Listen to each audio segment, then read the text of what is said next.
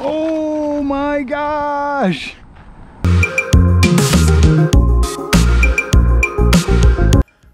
All right, regular tools today. 2mm hex, 2.5mm hex. I have an assortment of pliers, regular pliers, needle nose. These are for the hinge pins. I also use an impact gun with some MIP bits. I'm a real proponent to these bits. I love them. They bite like a son of a gun. If you don't have them, not to worry.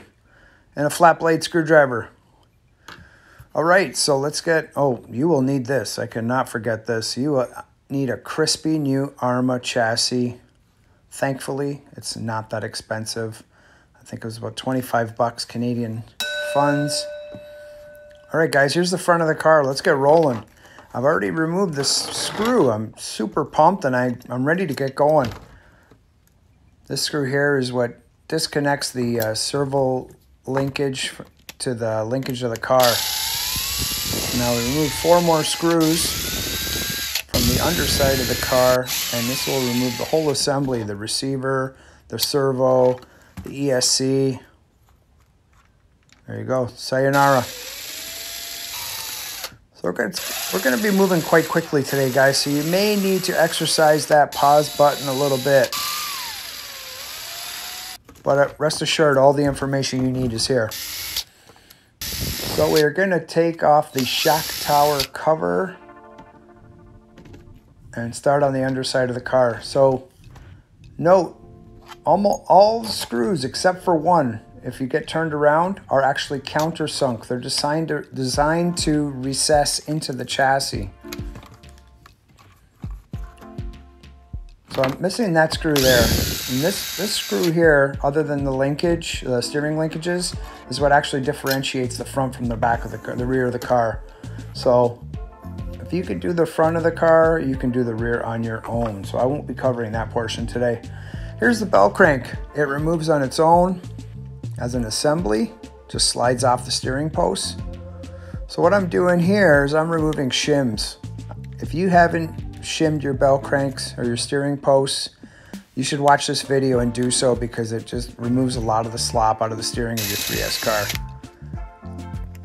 So while we're at it, we're actually going to remove the steering posts themselves. Now don't set them aside. We're just going to throw them right in the new chassis. This is the new chassis here, and they just accept 1 screw on the bottom side each. So technically it is metal to metal, so you can use a little blue Loctite if you wish. I actually put some in after the fact. Okay, so we are going to remove the hinge pin retainer, which is that red piece. We have a couple hinge pins, which secures the control arms onto the chassis. This is a really good time to clean these hinge pins up, maybe perhaps pound them straight with a hammer if they are bent, and maybe even a little grease. Can't hurt. If these hinge pins are bent, guys, you will have binding and your control arms won't be free flowing as you wish. So a couple accessories here is a battery holder and a couple steering posts. Simply a couple screws from the underside. I'm going to let you take care of that on your own. All right, here's the new chassis. That's it. We're putting the new controls arms on, and we are not wasting any time. Slide the hinge pins in, and they get secured with the hinge pin retainer. Again, that red piece with a couple screws.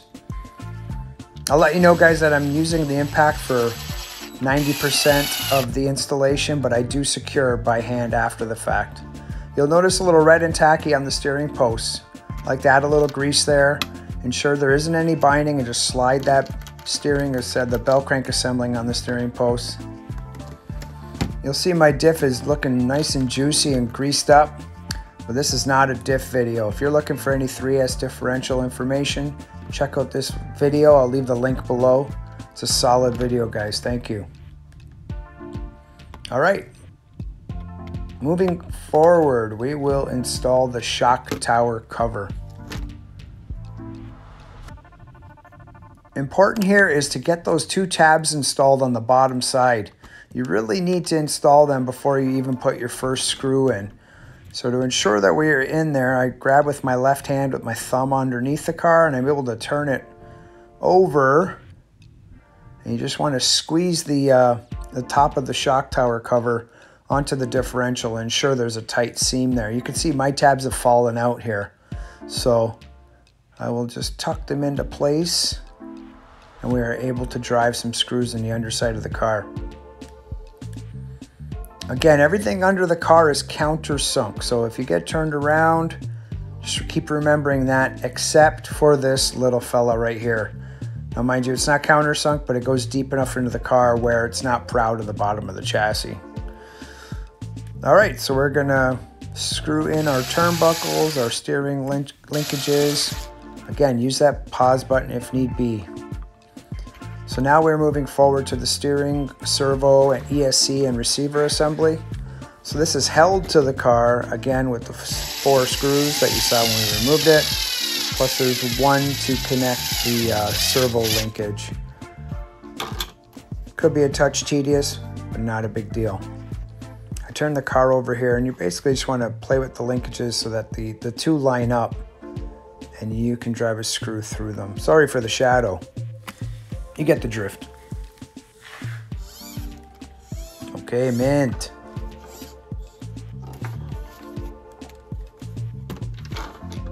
That's looking good. So that's the grunt of the front end. So again, the front end's a little more involved. For the rear end, you are on your own. At this point, I'd like to say, if you liked the video, guys, perhaps leave a like, consider subscribing, and you can even comment below. If there's any videos that are lacking on YouTube and you think maybe I could do a good job at a how-to, something's missing, I'm always interested in hearing what you guys want to watch. Moving forward, if you haven't removed the motor from your 3S Arrma, we're going to go through it really quickly right now. So I've already removed the M4 countersunk screw. When you remove that screw from the underside, you are able to remove that red block, which holds that motor mount and the whole assembly into place. So my left hand is pulling up on the tab, and I am just sliding out forward. Now, the dirtier the car, the harder this will be. I can assure you that. She's out. So here's the new chassis. I always prefer doing this with the tires on, actually, guys, so you can rock the car back and forth, and therefore it's easier to realign the splines of the 2, and you'll hear a very positive click. I'm going out on a whim and saying, if you broke your chassis like I did, I'm thinking you broke your drive shaft also. So this part number here covers all 3S cars, and it gives 2 lengths of drive shafts within. Guys, that's the video. Thanks so much for watching. Philly B is out. Peace.